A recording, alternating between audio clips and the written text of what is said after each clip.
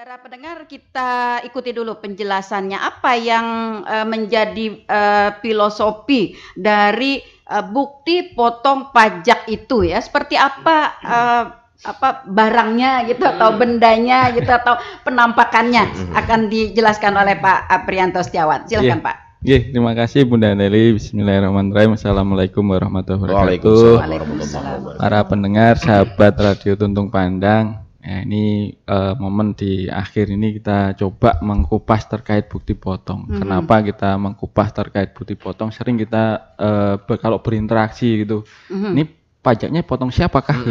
Pajaknya dibayar siapakah gitu. Ini sering kita, makanya kita perlu melakukan edukasi terkait bukti potong dan memang apa sih pentingnya bukti potong gitu. Nah, memang kalau kita lihat terkait dengan bukti potong ini kita harus mengetahui terkait dengan filosofi perpajakan bahwa pajak ini memang menjadi sumber utama ya pendapatan negara untuk membiayai program-program pemerintah baik untuk pembangunan, pendidikan, terus kesehatan dan lain-lain. Nah, salah satu cara pemerintah terkait dengan perpajakan kita mengenal bahwa pemerintah menggunakan sistem self assessment. Self assessment itu adalah wajib pajak yang melakukan sendiri. Baik itu mendaftarkan, menghitung, membayar, dan melaporkan. Nah, itu dilakukan oleh wajib pajak sendiri atau masyarakat. Itu sistem self assessment yang memang diambil opsi itu yang diambil oleh pemerintah. Walaupun memang ada opsi lain kalau di sistem perpajakan, Bunda. Ada namanya official. Official tuh kita pemerintah langsung menetapkan. Misalnya Bang Iwan bayar 1 juta, Bunda Nelly bayar 5 juta gitu lah. Itu kita langsung pemerintah menetapkan gitu. Tapi kalau ini kita pemerintah Indonesia menganut sistem self assessment. Self assessment, jadi wajib pajak masyarakat yang menyampaikan saya penghasilannya sekian. Lebih kepada rasa sukarela ya wajib pajak itu sendiri. Jadi bukan hanya sukarela, khusus kepercayaan. Nah, jadi negara itu percaya ke masyarakatnya bahwa masyarakatnya itu masyarakat yang patuh untuk membayar pajak. Nah, namun di saat kita sudah percaya, kita juga harus ada mekanisme untuk memastikan bahwa kepatuhan kewajiban perpajakan ini bisa dilakukan. Nah, salah satunya dilakukan melalui pemberi kerja atau pihak lain. Nah, ini biasa yang disebut dengan pemotongan dan pemungutan pajak. Kalau istilah kerennya itu withholding system atau sistem pemotongan dan pemungutan. Nah, ini kita menyadari bahwa kalau ini perpajakan ini dilakukan hanya oleh pemerintah, seberapa sih jangkauannya pemerintah? Berapa yang dibutuhkan orang? Misalnya Bunda, ini kita pakai hitung-hitungan matematika. Negara ini pajaknya itu sekitar 2.000 triliun. Nah, kalau ini dibebankan oleh pegawai misalnya, kita punya di Direktorat Jenderal Pajak itu 40.000 pegawai. Nah, 40.000 pegawai harus mengolek 2.000 triliun. Nah, kalau kita bagi rata satu orang dibagi rata lah berapa itu gitu. Nah, kalau 4.000 itu dibagi 2.000 triliun dibagi 40.000 pegawai. Itu paling enggak berarti satu orang itu 50 miliar. Wah. Apa mungkin gitu kan? Kekuatan SDM kita. Lah makanya kita menggunakan tangan-tangan kita. SDM dan waktu juga yang SDM dan waktu akan berkejar-kejaran. Makanya sistem kita adalah sistem self assessment, ada juga sistem withholding di mana kita meminta bantuan pemberi kerja pihak lain yang melakukan pemotongan. Jadi yang melakukan pemotongan, yang nyetor itu pemberi kerja atau pihak lain. Nah, disinilah mereka yang menyetor, memotong tiap bulan, melaporkan. Lah kita yang pemerintah di dalam ini Direktorat Jenderal Pajak itu yang melakukan pengawasan. Oh ya, pemberi kerja sudah memotong pajak dari karyawannya. Oh ya, dari lawan rekanannya sudah dipotong. Bendahara pemerintah sudah memotong rekanan-rekanannya. udah di store ke negara, nanti terkumpul. Dan memang mekanisme ini yang dilakukan dan jadinya selama ini diterapkan gitu ya. Iya. Jadinya pasti di masyarakat ini nanti saya potong pajak ya, itu jadi hal yang biasa gitu. Nah, penghasilan saya sudah dipotong pajak loh gitu, biasa gitu. Jadi memang selain self assessment kita ada namanya pemotongan dan pemungutan pajak. Nah, gitu Bunda, sedikit awal untuk terkait dengan kenapa sih ada bukti potong pajak gitu. Iya. Oke. Lalu ada sistem yang asesmen tadi, artinya assessment asesmen tadi wajib pajak melakukan sendiri, menghitung sendiri, menyetor sendiri, mendapatkan bukti potong pajaknya sendiri. Nah, apa yang menjadi ukuran atau indikator bahwa yang dilakukan oleh wajib pajak itu memang benar atau paling tidak mendekati kebenaran? Ya, jadi gini Bunda. Jadi sistem withholding ini, pemotongan dan pemungutan ini didasarkan dari setiap kita mendapatkan penghasilan. Nah, dipotong oleh pihak ketiga. Tapi pertanggungjawabannya kita kapan? Itu pertanggungjawabannya waktu di SPT tahunan. Self assessment kita itu di SPT tahunan. Bahwa saya sudah dipotong oleh pihak misalnya pemberi kerja. Setelah nanti kami dihitung lagi waktu kita lapor SPT, nanti akan terjadi sudah pas. Berarti saya nggak ada nambah. Nanti kalau ternyata dihitung saya juga dapat penghasilan juga dari PTA, PTB digabung jadi banyak. Ternyata dihitung pajak yang sudah dipotong PTA, PTB ternyata kurang. Masih kurang. Berarti saya bayar sendiri kurangannya. Nah, bisa juga nanti kejadian saya udah dipotong nih, ternyata motongnya kebanyakan. Berarti bisa direpan gitu ya? Nah, nanti kita dapat pengembalian. Jadi ini bagi masyarakat yang harus jadikan belajar bahwa dipotong itu belum tentu selesai. Sering itu di masyarakat, saya udah dipotong kok. Dikira bahwa setelah dipotong ini udah selesai. Jadi pemotongan ini memang nanti ada tarifnya berbeda-beda dan biasanya pasti tarifnya lebih rendah. Baru nanti di SPT tahunan itu baru kita tahu, sebenarnya saya kena pajaknya sih berapa sih gitu. Nah, memang adanya pemotongan dan pemungutan ini adalah kayak memperingan. Kalau kita tidak ada pemotongan dan pemungutan tiba-tiba langsung jeder gitu. Wah, kena pajak sekian gitu. Wah, ini nanti bukan hanya mau bayar, tapi malah takutnya nanti lari gitu. Nah, gitu. Kalau step 2 tadi untuk return mungkin banyak Bu ya. Kalau step pertama tadi mungkin agak-agak Iya, betul. Oke. Membayar kelebihan. Kalau kita membayar kelebihan gitu ya. Apakah ini memang benar dapat direpan atau kita dapat pengembalian, lalu apakah pengembalian itu akan serta-merta kita dapatkan atau akan diperhitungkan kepada pajak yang lain lagi? Karena begini Pak, ada pengalaman gitu ketika kita membayar sebuah kewajiban rekening, misalnya rekening biaya beban, ketika kita membayarkan lebih, pihak pemungut pajak tidak mau mengembalikan, tapi dihitung ini nanti akan kami simpan untuk penghitungan pajak Anda di berikutnya. Jadi gini, terkait kelebihan pembayaran pajak gitu, itu ada dua mekanisme. Yang pertama bisa diminta. Jadi nanti kalau diminta itu namanya restitusi. Jadi nanti atas kelebihan itu akan ditransfer balik ke nomor rekening. Nanti biasanya melalui proses penelitian, pengecekan benar enggak gitu. Terus ternyata benar, pasti nanti diminta nomor rekeningnya. Nanti negara akan mentransfer balik atas kelebihan tersebut.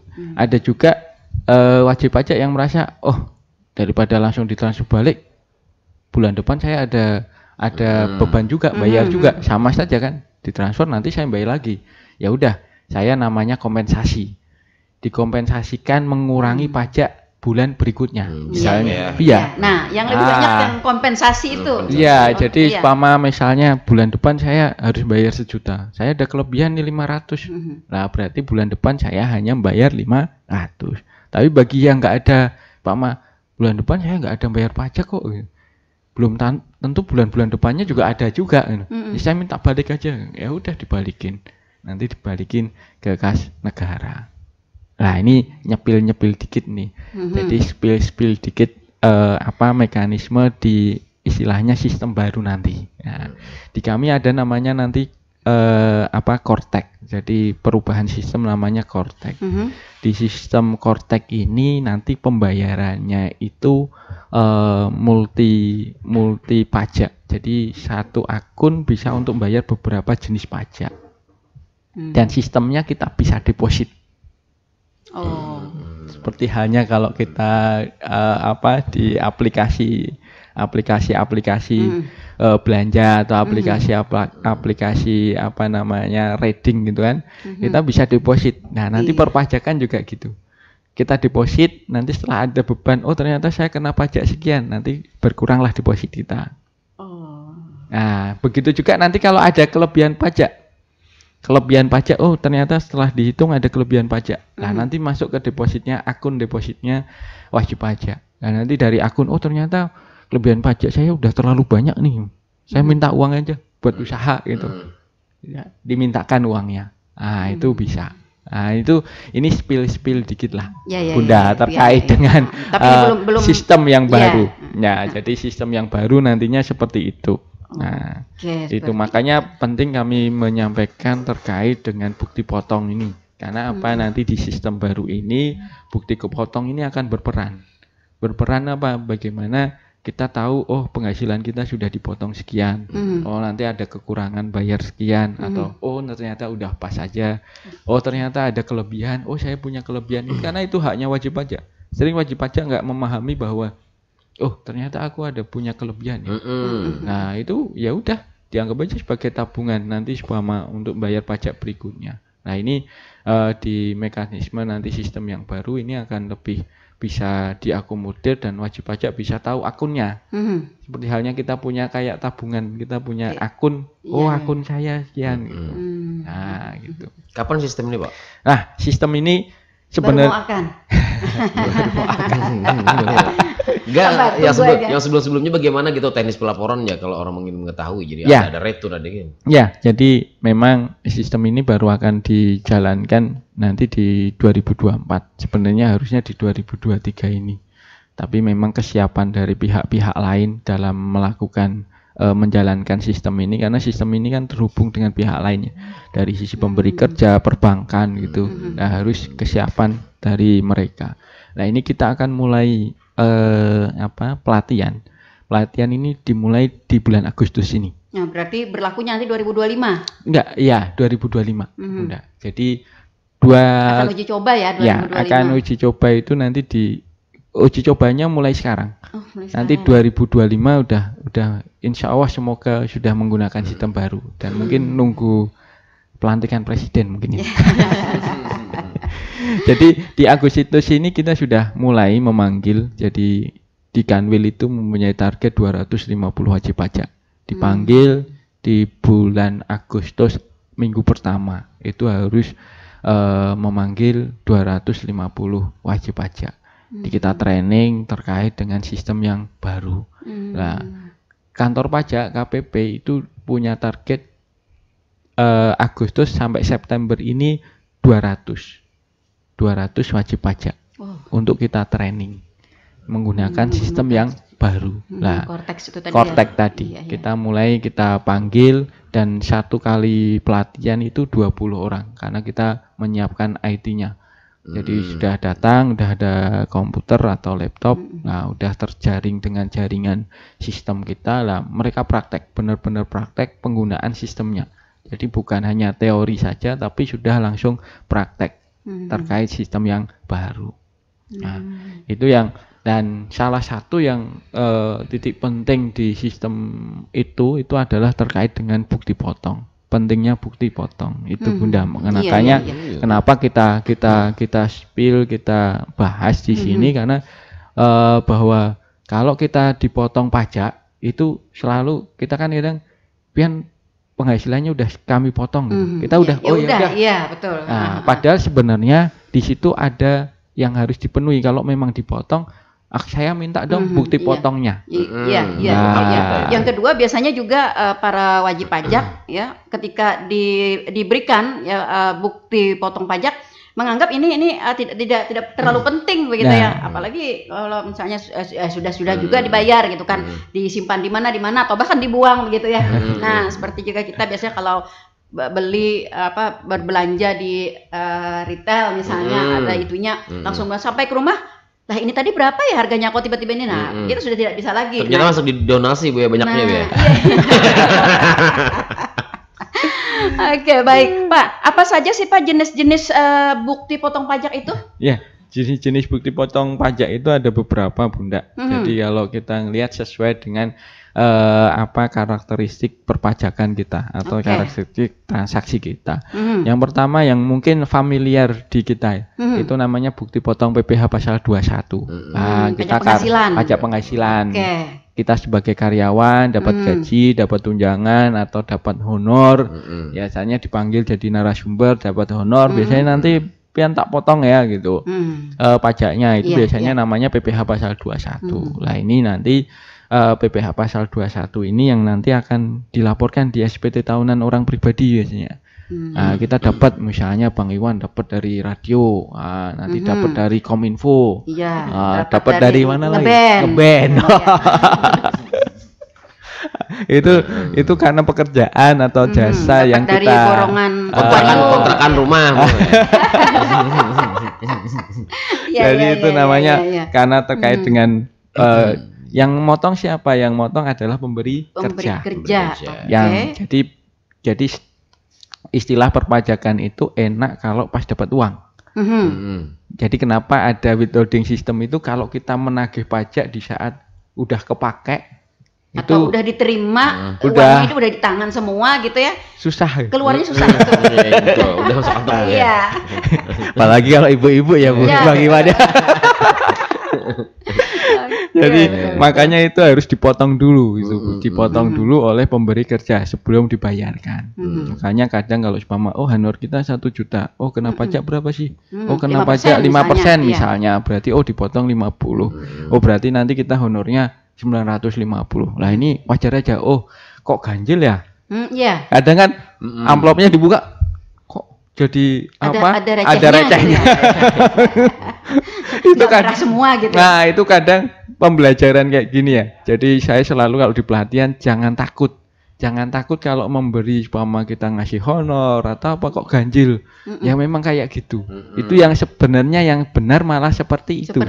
Karena itu sudah dipotong pajak. Karena kalau nanti nggak ganjil berarti pajaknya siapa yang nombokin? Iya.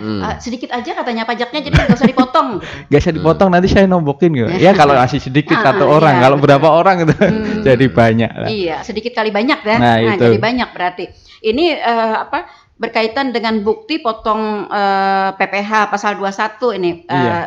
Kita biasanya di kantor, di perusahaan begitu Pak. Kadang-kadang bukti potong pajaknya itu tidak kita terima. Seperti misalnya gaji misalnya atau honor itu kan masuk langsung ditransfer ke dalam rekening kita. Kita tidak menerima bukti potong pajaknya itu. Nah ini bagaimana kita dapat menghitungnya? Ya, jadi terkait dengan bukti potong ini memang secara pengadministrasian itu harus diberikan kepada wajib pajaknya yang semestinya dipotong. Semestinya itu minimal itu di akhir tahun. Jadi waktu setahun, umpama kita bekerja kan tiap tahun ada pajaknya, ada pajak yang dipotong. Nah itu di akhir tahun pasti biasanya menerima bukti potong, biasanya A1 atau A2. Kalau mau lapor pajak biasanya mana bukti potongnya gitu. Nah biasanya seperti itu. Nah cuma di aturan yang terbaru di PR5 itu tiap bulan diberikan sekarang. Nah cuma oleh pemberi kerja atau? Iya pemberi kerja. Cuma wah beban nih bagi pemberi kerja, iya kan? Kok saya harus membuat itu gitu. Nah, makanya di sistem yang baru nantinya itu penyampaian bukti potong itu otomatis. Jadi kalau kita membuat bukti potongnya, pembuatan bukti potong harus melalui aplikasi DJP. Namanya eBupot. Di saat kita membuat bukti potong melalui eBupot, kita nginput, oh nama Bang Iwan, nik sekian, nah nanti oh ini penghasilan sekian, dah dipotong, simpan. Yang menginput siapa? Pemberi kerja. Pemberi kerja. Yang motong. Nah nanti kalau sudah diinput, udah disimpan, otomatis langsung masuk ke akunnya Bang Iwan. Bang Iwan nggak perlu cuma masuk ke DJP online-nya, oh saya dapat penghasilan dari ini, oh saya dapat penghasilan dari ini. Ternyata banyak lah ya. Tapi kemana lah duitnya? Hati-hati Bang, password pajaknya jangan ketahuin istri. Iya. Tapi Pak, kalau sudah ada sistem ini bagaimana dengan pelaporan SPT tahunan? Nah makanya nanti pelaporan SPT tahunan, kalau sudah pemberi kerja sudah nganu semua, pelaporannya hanya langsung mencocokkan aja. Oh penghasilan pian ini udah langsung nanti dari sistem tinggal kayak konfirmasi aja, benarkah gitu. Oh benar, secara sistem nanti langsung dihitungkan. Jadi melalui sistem saja Pak? Iya. Enggak ke kantor? Iya, jadi lewat online. Makanya nanti kebanyakan itu kita akan bermainnya di digital. Jadi dan wajib pajak juga sudah nggak bisa lagi. Kalau sekarang kan kalau datang ke kantor pajak, pian kerja di mana gitu. Selalu kan ditanya gitu. Pian kerja di mana? Adakah bukti potongnya? Iya. Paling tidak ada negosiasi. Penghasilannya berapa gitu. Itu kan benar-benar sukarela ya. Maksudnya saya kalau pian ngomong saya nggak kerja di mana-mana, bisa aja gitu. Ya, cuma dengan adanya sistem yang baru ini sudah langsung wajib pajak dari pemotongnya, pemberi kerjanya itu sudah langsung memberikan bukti potong. Jadi kita pun, oh ya ini sudah ada nih pian dapat penghasilan ini benarkah? Oh ya benar. Nah nanti kalau udah ya nanti di total berapa, terus nanti dengan sistem nanti kita cuma PTKP kita tanggungan kita berapa sih? Oh sekian. Nah nanti pajak kita sekian yang sudah dipotong sekian, pas saja. Oh ya udah. Tinggal kirim, submit, udah selesai. Tinggal menambahkan di harta. Harta pun nanti udah akan terkonek. Terkonek apa? Kalau kita beli sesuatu kan, kalau sekarang kita beli sesuatu kita nggak tahu kan. Selalu bertanya, pian punya hartanya apa? Iya. Kalau nanti data itu sudah masuk, kita seumpama beli mobil, Pak, ini Bapak habis beli mobil ini berarti harta Bapak bertambah mobilnya. Gitu. Iya. Nah itu gambaran. Nah ini PPh pasal 21. Ada selain dari PPh pasal 21? Ya, ini ada namanya bukti potong PPh pasal 22. PPh pasal 22 itu mengatur terkait dengan impor. Nah ini yang rame ya kemarin. Wah ini pajak nih impor gitu. Jadi memang ada pemotongan pajak PPh pasal 22 impor. Nah bentuknya itu apa? Jadi kalau kita beli sesuatu di luar negeri gitu, waktu kita mau bawa masuk ke dalam negeri, maka kita potong PPh pasal 22. Nah, istilahnya PPh pasal 22. Terus ada juga transaksi bendahara. Bendahara kalau beli barang itu selalu memotong dari rekanannya. Ya, meskipun bukan barang impor. Iya, meskipun bukan barang impor pasti memotong. Dan kalau transaksinya memang lebih dari 2 juta, misalnya kita beli alat radio. Iya. Pemda beli alat radio, cuma habis 10 juta, nanti dipotong. Yang dibayar ke rekanannya bukan 10 juta, tapi dipotong dengan pajaknya PPh pasal 22, 1,5%. Ada juga badan-badan usaha. Ini yang jarang diketahui ya. Jadi kenapa pajak kita bisa banyak? Jadi kalau badan-badan usaha-usaha semen, kertas, otomotif, farmasi, terus baja itu kalau menjual pabrikan, industri menjual ke distributor itu udah langsung dipotong duluan. Jadi pajaknya itu sudah dipotong duluan. PPh pasal 22-nya dipotong. Ada juga perkebunan, yang sering di sini perkebunan, Bunda. Oke. Jadi kalau pabrik CPO beli ke petani, beli ke pengepul, pasti ini udah dipotong pajak ya. Nah, dipotong pajaknya itu baru 0,25. Oke. Jadi kalau saya jual sawit 10 juta ke pabrikan, pasti pabrikan nanti saya potong 0,25%. Oke. Jadi 0,25 itu kalau 10 juta berarti berapa? 250.000 kah? Iya. 250.000 setiap 10 juta itu. 10%-nya nggak ada. Cuma 25.000. Iya, 25.000. 250.000. Banyak banget saya mikirnya. Ini banyak banget. Jadi dipotong 25.000. Yang dibayarkan dari pabrikan ke petani berarti 9 juta 975.000. Nah, itu kita sudah motong 0,25. Ini yang sering ya. Nah, tapi kalau sudah dipotong apakah sudah selesai? Iya. Nah, selalu kan kayak itu. Ditagih lagi dengan wajib pajak. Karena memang kalau kita masih UMKM tarifnya berapa sih? Tarifnya harusnya 0,5. Nah, baru dipotong sama pabrikan 0,25. Iya, berarti masih kurang 0,25 ada 0,25 lagi. Lah, ini yang harusnya dibayarkan sendiri. Ya, makanya bukti potong itu bisa jadi kelebihan, bisa saja kurang gitu. Nanti kita contohkan kalau kelebihan. Bisa saja juga pas saja gitu. Oke. Ada pertanyaan juga Pak dari pendengar kita.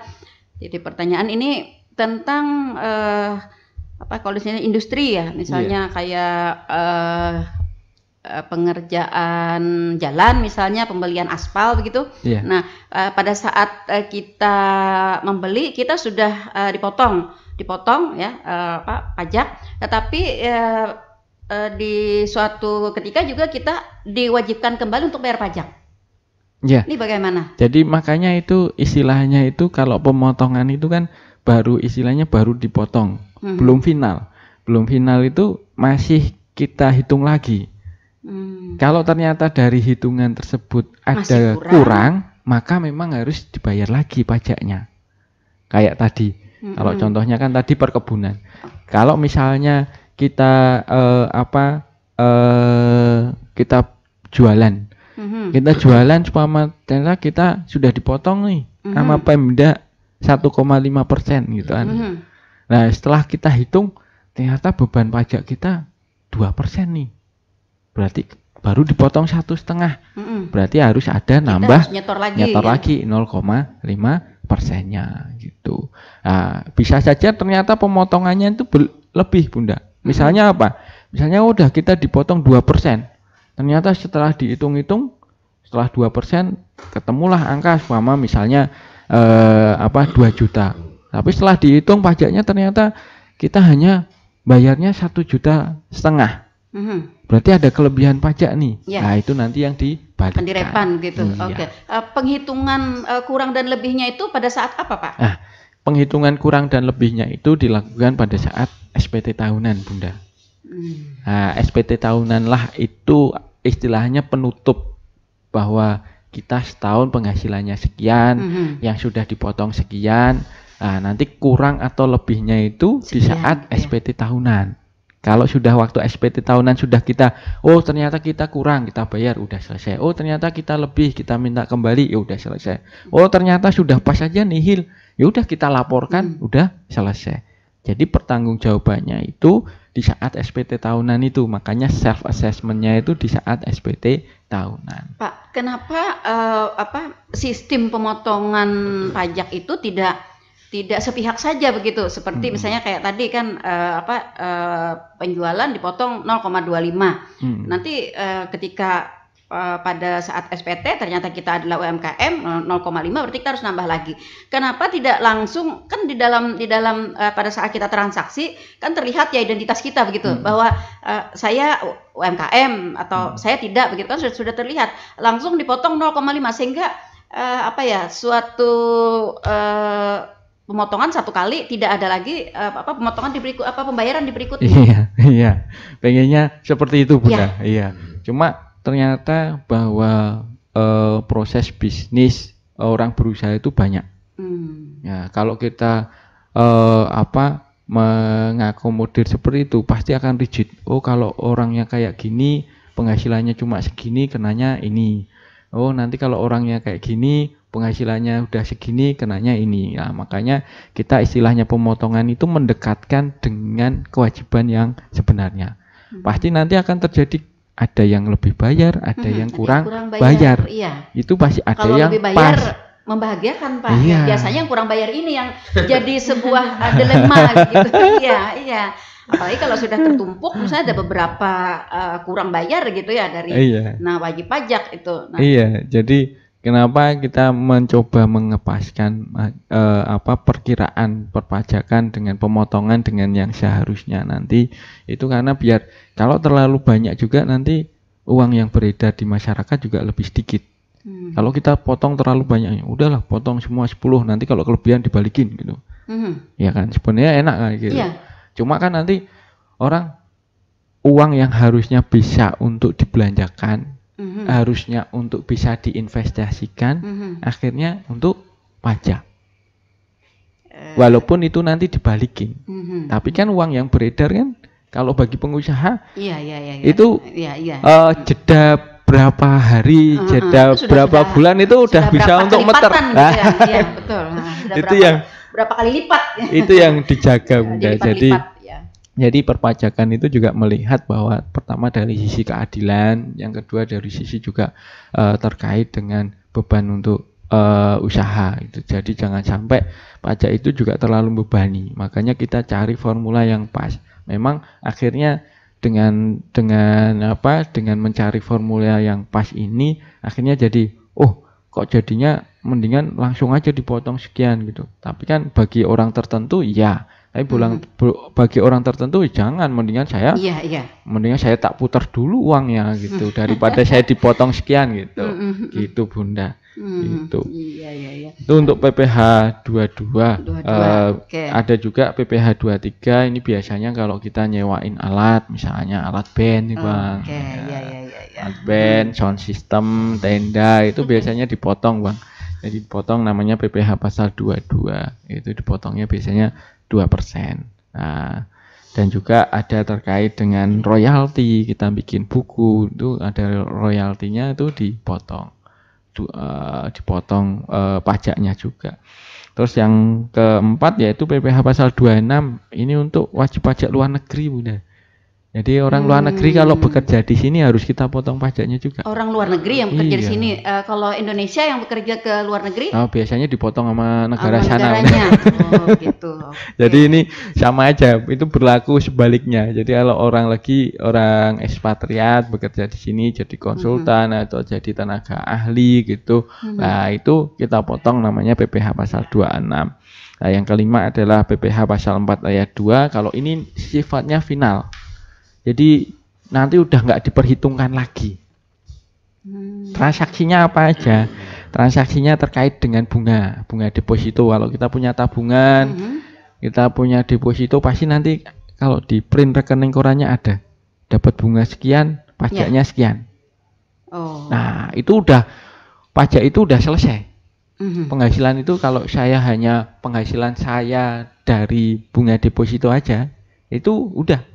Saya tinggal lapor aja nihil, nggak ada tambahan, nggak ada kekurangan, nggak ada kelebihan pajak. Itu pas sudah ya? Pas. Itu adakah? Ada. Memang kalau yang dapat warisan gitu, misalnya Bang Iwan dapat warisan 4M, alhamdulillah, amin gitu. Iya, betul, amin. Itu kalau di deposito kan udah untuk hidup udah cukup. Nah, itu dapat dari bagi hasil untuk udah saya cuma jalan-jalan hidup seadanya, dapat dari itu udah cukup aja. Nah itu untuk perpajakannya gimana? Untuk perpajakannya sudah dipotong oleh perbankan.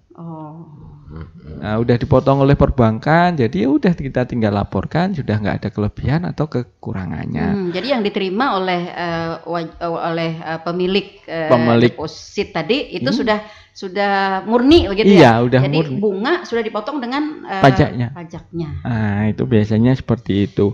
Ada juga yang terkait dengan persewaan tanah dan bangunan. Kalau kita nyewain rumah, kita nyewain bukan kos-kosan. Iya. Ini rumah, Bu. Ini rumah terus tanah gitu. Jadi memang kalau rumah tanah itu kan kita kosong ya. Jadi nggak ada kita ngisi atau apa. Tapi ada beberapa yang ngisi. Tapi ini sifatnya sewa, termasuk sewa ruangan gitu. Nah, sewa ruangan tarifnya memang berbeda. Tarifnya itu 10%, tinggi kan. Tapi itu final. Finalnya itu istilahnya final, mau ada biaya berapapun terkait dengan kita bikin rumahnya atau terkait renovasi rumah udah nggak diperhitungkan lagi. Mau itu ini saya nggak ada biaya renovasi, penghasilan itu udah penghasilan utuh gitu kan. Misalnya nyewain ruko, misalnya itu 40 juta atau 50 juta gitu. Nah, kita potongnya sama 10%. Dan itu udah selesai. Kalau kita penghasilannya hanya dari nyewa aja, udah selesai. Nggak ada kurang bayar, nggak ada lebih bayar, kita hanya laporkan. Nah, potongnya yang motong di mana, Pak? Kan kita kalau persewaan, misalnya persewaan, kita kan hanya antara dua belah pihak nih. Nah, ini persewaan terkait tanah dan bangunan ini kalau yang menyewa badan, bentuknya badan usaha, CV, PT, koperasi, itu mereka wajib motong. Tapi kalau yang nyewa orang pribadi, yang bayar adalah yang punya rumah. Oh gitu? Iya, karena nggak dipotong. Karena orang pribadi kalau saya nyewa rumah itu saya nggak punya kewajiban memotong. Yang punya kewajiban memotong itu adalah yang usaha, badan usaha. Badan usaha ya. Badan usaha atau orang pribadi yang memang usaha. Maksudnya? Kalau saya nyewa kan saya bukan usaha, saya hanya make. Nah, berarti itu tidak punya kewajiban memotong. Tapi kalau badan usaha itu memang ketentuannya dia wajib memotong, menjadi pemotong pajak. Siapa pemotong pajak? Itu adalah badan usaha, baik itu PT, CV. Artinya ketika rumah sewa itu disewa pemilik secara pribadi yang menggunakan pribadi, berarti tidak ada pemotongan pajak. Ya, ada. Tidak ada kewajiban pajak. Ada kewajibannya melekat di yang punya rumah. Punya rumah. Dia lapor sendiri. Kalau yang nyewa rumah itu PKP, Pak, pengusaha kena pajak. Nah, kalau kita nggak ngelihat itu PKP apa enggak, tapi kalau selalu kalau ada PT atau CV, saya ini nyewa. Nah, nyewa ini pian punya kewajiban motong. Jadi waktu nyewa dibilangin, Pak, ini yang nyewa adalah PT CV. Misalnya deal nih nyewa 10 juta. Pasti nanti dibilangin, Pak, ini karena ada beban pajaknya 10 juta, nanti yang kami bayarkan hanya 9 juta. Wah, nggak mau lah, Pak. Nah, maka pentingnya kalau terkait dengan perpajakan itu diungkapkan di awal. Misalnya, ini aku pengennya kalau disewa 10 bersih gitu. Berarti bebannya kan harus ditambahkan pajaknya. Lebih. Nah, jadi berarti misalnya jadi 11 juta gitu. Jadi nanti 1 jutanya ini yang dipotong pajaknya.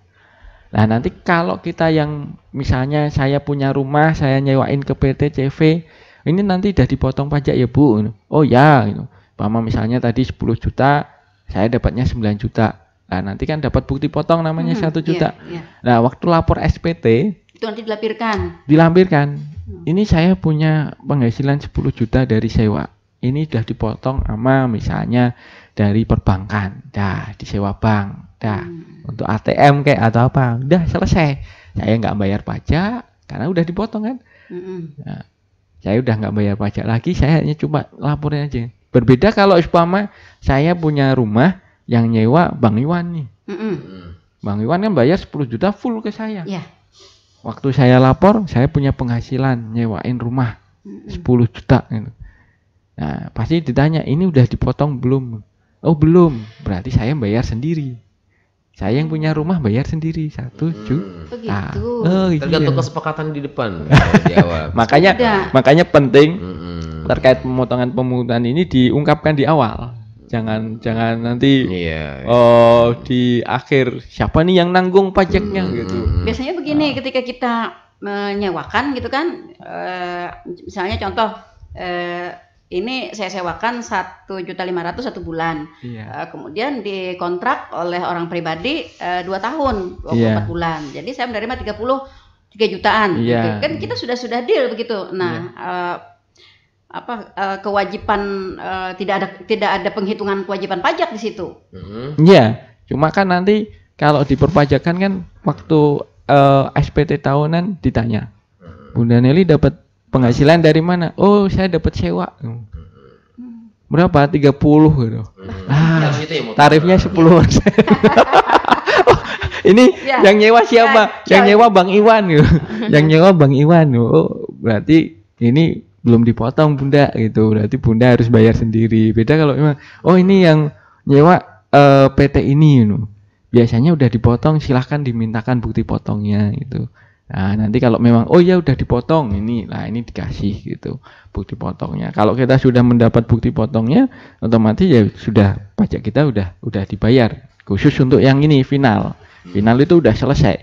Jadi nggak diperhitungkan di akhir tahun apakah harus kena tarif sekian, enggak. Kalau final udah selesai. Kalau kena tarif sekali ya udah selesai. Itu juga termasuk di transaksi bursa efek.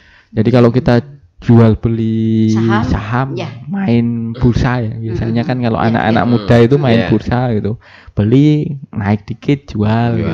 Nah, nanti ada yang murah dikit beli lagi, nanti jual lagi. Nah, itu sudah final. Jadi sudah dipotong. Itu langsung ya di situ ya, betul. Ya, sudah dipotong sama bursa efek, Bunda. Jadi di bursa efek sudah dipotong, kita hanya cuma melaporkan. Mau kita untung berapapun, untung sebanyak-banyaknya gitu, ya udah selesai, nggak ada beban lagi, nggak ada beban lagi pajak lagi karena sudah dipotong sama bursa efek. Nah, yang terakhir yaitu jasa konstruksi. Nah, memang ini pengkhususan untuk jasa konstruksi ini dipotong final. Jadi langsung umpama kita dapat proyek di Pemda gitu, kita umpama 1 miliar. Nah, ini biasanya langsung dipotong. Nah, biasanya ini disesuaikan dengan jenis klasifikasi badan usahanya. Jadi ternyata kalau jasa konstruksi itu harusnya punya surat izin usaha jasa konstruksi. Nah, itu nanti ada klasifikasinya apakah kecil, apakah sedang, apakah besar. Nah, itu tarifnya menyesuaikan itu. Kalau nggak punya sertifikasi itu bagaimana? Ya pasti akan kena tarif lebih tinggi. Nah, dan itu sudah dikenakan final, udah selesai. Sekali sudah dipotong, udah selesai. Mau itu untungnya seberapa pun banyaknya, itu nggak dihitung. Mama dari 1 miliar ini untungnya 200 juta misalnya. Nah, karena itu sudah final, nggak kita hitung lagi. Padahal kalau PPh badan itu kan kenanya harusnya 22% ya. Iya. Itu kalau sudah kena final tarifnya memang dari omset tapi tarifnya lebih kecil. Misalnya kalau kita punya sertifikasi kecil itu kenanya 1,75. Kalau kita selain sertifikasi kecil kenanya 2,65. Tapi kalau nggak punya sertifikasi kenanya berapa? 4%. Gitu. Pak, ini terkait dengan saya rumah saya agak-agak bersihan Bu. Yang tentang PKP tadi Pak, pengusaha kena pajak. Kan biasanya banyak perumahan sekarang termasuk mungkin kontrakan rumah itu biasanya dibiayai oleh perusahaan, karyawan-karyawan yang menetap di situ. Tapi perusahaan tersebut langsung percayakan kepada karyawannya itu sendiri untuk menghubungi Ibu Nelly misalnya. Nah, jadi bagaimana terkait hal ini? Padahal mereka dibayarkan oleh perusahaan. Iya, makanya biasanya kan transaksi ini seumpama sewa itu kan disewa oleh perusahaan. Makanya kan beban di perusahaan. Berarti yang dipotong pajak adalah perusahaan. Bukan yang dipotong pajak perusahaan. Yang berkewajiban untuk membayar pajak. Lah, yang berkewajiban memotong, bukan yang bayar. Sebenarnya bebannya itu adalah yang punya rumah. Tapi yang motong itu perusahaan. Makanya waktu deal-dealan itu biasanya ini pajak siapa yang nanggung gitu. Betul. Kalau perusahaan masih dapat diterima. Yang tidak dapat diterima tadi yang pribadi sama pribadi. Lah, sama pribadi, Bu. Nah, kamu cari aja rumahnya, nanti kita perusahaan bayarkan gitu loh. Jadi face to face sama pian aja yang pribadinya karyawannya. Iya, yang belum terima tadi kita sama pribadi, tiba-tiba si punya rumah itu berkewajiban untuk membayarkan pajaknya. Padahal waktu kita sewa menyewa itu kita tidak ada deal-dealan pajak dengan penyewa. Iya, pasti nggak ada deal-dealan. Tapi kan pajak itu kan dikenakan kepada wajib pajak yang memperoleh penghasilan. Lah, yang memperoleh penghasilan siapa? Yang punya rumah. Iya. Jadi sebenarnya pajak itu dibayarkan oleh yang punya rumah. Cuma mekanismenya apa? Kalau yang transaksi dengan badan usaha, misalnya disewa oleh PT, CV gitu, berarti mereka yang punya kewajiban motong. Padahal bebannya juga sebenarnya yang bayar juga yang punya rumah. Nah, cuma kalau transaksinya dengan orang pribadi, itu yang punya rumah bayar sendiri gitu. Jadi kalau harganya ya harusnya harga untuk badan dan orang pribadi harganya sama. Biar bebannya itu sama gitu. Gitu, Bunda. Iya, oke, baik. Saya ke Mbak Lailatul. Mbak, siap, Bunda. Ini masih ada beberapa ketentuan pajak ya yang belum familiar, belum diketahui secara luas oleh masyarakat. Bagaimana kondisi wajib pajak pada saat ini? Apakah ada sering komplain atau kepatuhan tingkat kepatuhannya berkurang atau ada kendala-kendala yang dihadapi oleh KP2KP selama ini? Baik, Bunda. Untuk yang terkait kendala, kebetulan sih ini ya terkait yang wajib pajak belum mendapatkan bukti potong. Padahal memang seharusnya sesuai ketentuan memang dibagikan. Tapi memang secara keseluruhan sudah pada dibagikan, Bunda. Biasanya lewat cetakan atau lewat email. Sebagian besar sudah melaksanakan pemotongan melalui e-Bupot seperti itu. Nah, untuk terkait pelaporannya sendiri karena sudah ada bukti potong, wajib pajak terbantu sih, Bunda. Jadi sudah ada datanya, tinggal melaporkan. Kalau yang tidak mempunyai bukti potong itu cukup kebingungan ketika untuk pelaporan seperti itu. Itu oke. Nah, apakah selama ini pernah terjadi karena tadi pemotongan kan bisa dilakukan oleh pemberi kerja, bisa dilakukan oleh pemberi jasa dan lain sebagainya. Adanya ketidaksinkronan. Maksud saya, apakah selama ini ada masyarakat kita yang komplain dengan penghitungan pajak yang terjadi di KP2KP? Ada saja, Bunda. Jadi ada saja kayak misal sampai ada wajib pajak yang menanyakan bagaimana sih tarif-tarifnya kok kenapa saya misal dengan tanggungan anak yang sama dengan temannya kok beda gitu. Misal ada wajib pajak yang mempunyai anak 2 dengan yang misal anak 3 kok beda pemotongannya kok saya lebih besar. Kemungkinan itu wajib pajak belum tahu terkait PTKP dan lain-lain. Jadi kami edukasikan di situ sih, Bunda. Kalau misal ternyata ada kesalahan misal nih wajib pajak itu sebenarnya sudah mempunyai keluarga tapi bukti potongnya ditulisnya tidak kawin, otomatis ada selisih pajak jadi lebih besar, seharusnya beliau itu pajaknya lebih kecil. Kalau seperti itu biasanya kami informasikan untuk komplain langsung ke perusahaan juga sih, Bunda. Gitu, untuk siapa tahu apakah bukti potongnya salah atau bagaimana gitu. Iya. Nah, lalu terkait dengan pemasukan penghitungan pajak pada seseorang gitu. Karena kita tahu ya, nama kan bisa sama, bisa apa begitu. Nah, pada suatu ketika terjadi misalnya ada kewajiban pajak yang dibebankan kepada seseorang, padahal sebenarnya dia tidak melakukan transaksi itu atau tidak memiliki barang itu atau tidak ada penghasilan dari itu.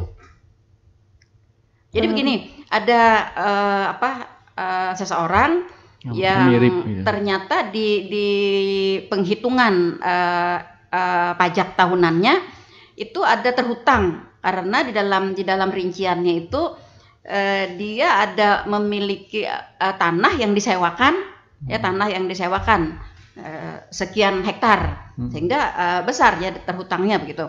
Nah, padahal sebenarnya dia tidak memiliki itu. Nah. Jadi memang makanya kita mulainya sistem ini mulai dibangun dengan merubah terkait dengan NPWP. NPWP itu kita ganti untuk orang pribadi dengan NIK. Nah, makanya yang dimasukkan itu bukan nama. Jadi biar nama sama tapi NIK beda ya? Ya. Jadi nantinya terhubungnya itu dengan NIK. Jadi kalau kita bikin bukti potong pasti yang dimasukkan adalah NIK-nya.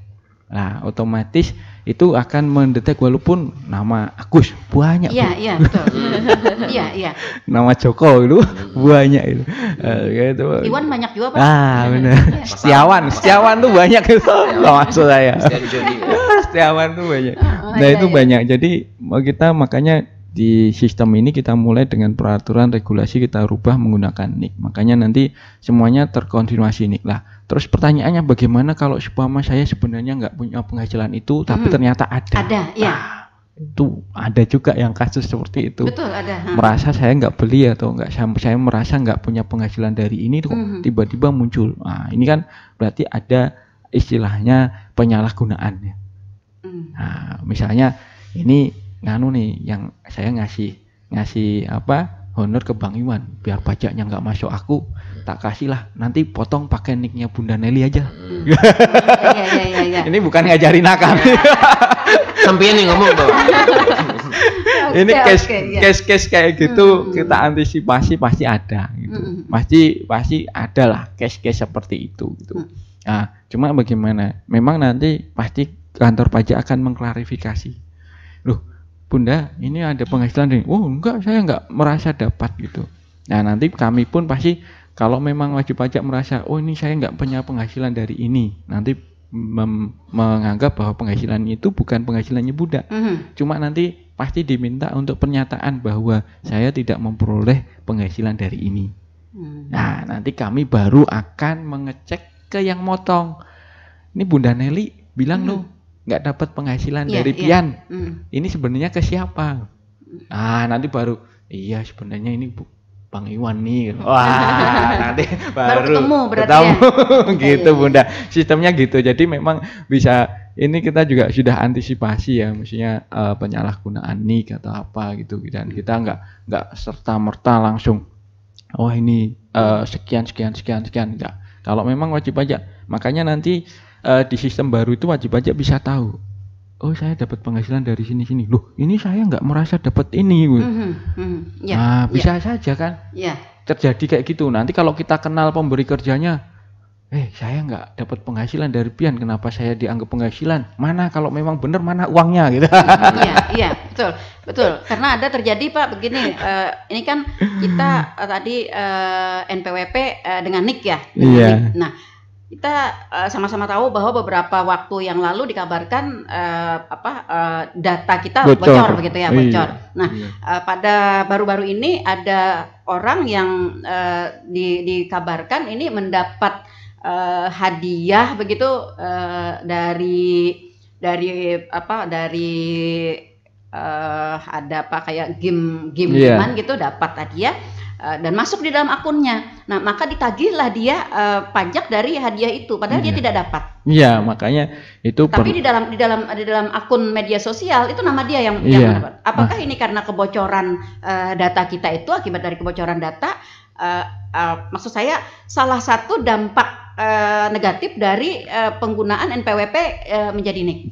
Jadi bukan dampak negatif. Jadi memang di dunia digital ini jadi akhirnya kita semua transparan ya. Dan memang akhirnya juga membuka peluang celah bagi orang-orang yang memang berbuat jahat. Karena NIK kita itu sebenarnya udah tersebar ya. Nomor HP kita juga tersebar. Iya, betul. Itu udah nggak bisa kita pungkiri gitu kan. Itu udah nggak bisa kita pungkiri. Nah, makanya di Direktorat Jenderal Pajak pun mengproteksinya kayak gimana? Yaitu sistemnya kami konfirmasi, Bunda. Kita tetap akhirnya kita harus konfirmasi bahwa kita mekanismenya bukan langsung, oh ini kamu harus sekian karena dapat sekian. Enggak. Kalau memang wajib pajaknya merasa, oh enggak dapat gitu, oh ya udah silakan bikin surat pernyataan. Nah nanti kita cross check karena kan yang nerbitin pasti orang lain. Nah yang nerbitin bener nggak ini karena ini nggak merasa dapat. Iya. Karena ada kan pajak hadiah, undian dan hadiah. Iya pasti nanti nggak dapat gitu. Nah nanti oh ya saya salah gitu. Nanti kalau dia enggak dapat kok. Ini saya transfer bener ke Bunda Nelly. Lah, berarti nanti kami kembali lagi ke Bunda Nelly. Gitu. Ada nanti verifikasi. Jadi ada verifikasinya. Jadi memang tetap kita rumit ya. Tetap kita jagalah keamanannya terkait keamanan dan insya Allah seperti halnya kemarin ada peretasan yang PDN, insya Allah pajak pun aman. Jadi kita nggak termasuk yang diretas. Alhamdulillahnya kemarin kita lihat kita bukan termasuk instansi yang kena retas gitu dan semoga jangan sampai terjadi. Itu yang mau ulun kejar tadi dengan NPWP menjadi NIK ini ya. Artinya Dirjen Pajak sudah melakukan memasang antisipasi begitu ya. Ketika ada trouble yang seperti ini. Karena orang berpikirnya NPWP kan bisa kita rahasiakan ya. Karena kan kita tahu sendiri beda sama yang lain. Tapi kalau NIK udah terbuka semuanya. Jadi memang karena semua layanan itu arahnya nanti di peraturan presiden itu hanya menggunakan 2 number. Pertama NIK. Jadi NIK untuk orang pribadi, NPWP untuk badan usaha. Jadi hanya ada 2 nomor yang akan dipakai dan itu udah kelihatan ya. Kita kalau dulu istilahnya kalau di kami Askes, sekarang BPJS itu kalau dulu kan ada kartunya sendiri harus kita bawa gitu. Kalau sekarang kalau kita ke rumah sakit atau nganu paling mana nggak kepake lagi tuh. Mana niknya gitu. Jadi memang dan itu sudah menjadi desain ya. Aja, gitu ya, jadi sudah. Cukup. Jadi kalau orang pribadi kita perlu apa, untuk apa ya kita memang KTP. Nanti juga berharapnya nanti yang lain juga bisa menyusul. Kalau yang berkaitan dengan administrasi, istilahnya kan tidak ada pemasukan angka-angka itu, saya rasa masih tidak terlalu mengkhawatirkan oleh masyarakat. Yang tadi yang berkaitan dengan adanya kewajiban angka itu yang jadi. Iya. Nah, itu dia. Oke, baik. Aduh, tidak terasa ternyata. Baik, Pak. Apa sih Pak manfaat atau fungsi dari dokumen bukti potong pajak ini? Jadi sehingga harus ada begitu? Iya, jadi fungsinya itu adalah ini untuk melakukan penghitungan dan pelaporan ya. Jadi salah satu fungsinya ini sebagai bukti untuk kita bahwa kita sudah dipotong untuk melakukan perhitungan dan pelaporan pajak. Selain itu juga berfungsi mengklaim kredit pajak kita bahwa kita sudah dipotong. Jadi yang kita lebih kurang tadi ya. Iya, jadi akhirnya untuk mengklaim bahwa karena kita udah potong. Maka penting di sini kalau kita transaksi dengan seseorang, ini udah kita potong. Langsung bilang, mana buktinya? Karena kalau kita sudah dikasih bukti, berarti memang sudah benar dipotong. Takutnya apa? Takutnya pajaknya udah kami potong ya gitu. Tapi nggak dikasih bukti. Kita meragukan juga. Apakah benar udah dipotong, udah di-store apa belum? Gitu. Makanya pentingnya bukti potong itu seperti itu Bunda. Jadi sebagai alat untuk perhitungan dan pelaporan dan juga sebagai untuk mengklaim kredit pajak kita gitu. Nah di situ juga sebagai pengendalian pajak. Kalau kita murni benar-benar kita nggak ada pemotongan dan pemungutan, ini kita serahkan wajib pajak nanti menghitung sendiri, melapor sendiri. Seperti halnya tadi, setelah dihitung ternyata banyak. Dihitung sendiri di akhir tahun, banyak. Yang jadi malah pulang udah. Iya, ternyata banyak banget gitu kan. Ternyata banyak makanya istilah pemotongan pemungutan ini ya ini untuk memantau kepatuhan wajib pajak, memastikan bahwa perhitungannya sudah benar gitu dan memang termasuk di sini adalah istilahnya bebannya ini biar tidak langsung terasa. Kalau kita dipotong itu nggak terasa. Coba kalau misalnya kita bayar pajak langsung 20 juta, masih terasa. Kumpul misalnya ya. Dikumpul, kita nggak pernah dipotong. Dirapel. Honor dibayarkan seutuhnya dulu ya. Bayar. Pada saat 1 tahun gitu ya dihitung. 1 tahun ternyata habis ini lari 10 juta gitu. Wah, lari nanti. Tapi kalau ternyata ini udah dipotong nih, misalnya udah dipotong sebulan 1 juta, nggak terasa. Nggak kelihatan. Oh, yang penting saya terimanya sekian. Iya. Paling waktu nerima aja agak-agak mesem dikit gitu. Kurang ternyata. Paling. Iya. Mesem ternyata. Itu ngelihatnya kalau sudah ngelihat apa? Nganu apa namanya? Merdeka gitu ya, ada Bung Karno dan Bung Hatta gitu ya. Ngelihatnya. Iya. Ngelihatnya itu biasanya nggak akan terasa kalau langsung ditransfer. Tapi kalau ngelihat apa namanya daftar gajinya, kita tanda tangan. Betul. Pajak saya banyak juga ya. Gitu langsung mukanya gitu. Ternyata banyak juga gitu. Jadi invoice di sosialita itu masuk Bupot ya? Jadi kalau di invoice di sosialita itu belum, karena di sosialita itu pembayarannya masih dari rekanan langsung ke vendor. Ini yang kemarin kita sudah bahas. Beda dengan Siplah atau yang lainnya, itu pembayarannya lewat Siplah.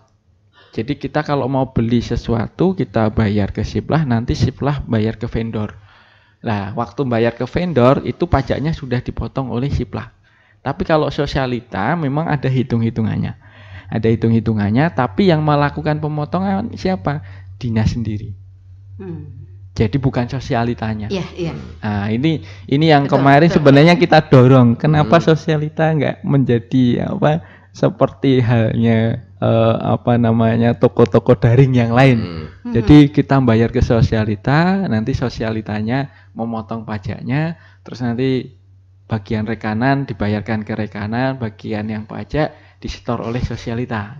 Nah, kan seperti halnya toko daring seperti itu. Jadi kemarin saya ada diundang sama Pak Mas Turi untuk penutupan pelatihan. Saya sampaikan bahwa dari toko-toko daring yang ada itu Januari sampai Juni itu kita sudah mengumpulkan pajak sebesar 25,8 triliun. Langsung dengar kayak ya. langsung itu triliun. Berarti omset toko daring itu banyaknya seberapa? Itu pajaknya aja udah 25,8. Apalagi kita baca omsetnya. Iya, betul. Itu makanya saya kemarin ngapresiasi ke pemerintah daerah yang sudah mengembangkan UKM, IKM untuk melek digital. Diajarin syarat-syaratnya untuk kita, karena pasar kita udah sekarang beralih ke digital. Dan itu juga memperingan kami karena pemotongannya bisa langsung dilakukan oleh toko daringnya gitu. Saya juga nanya Pak, termasuk vendor tadi sampean bilang, vendor penyedia jasa itu apakah masuk PKP Pak?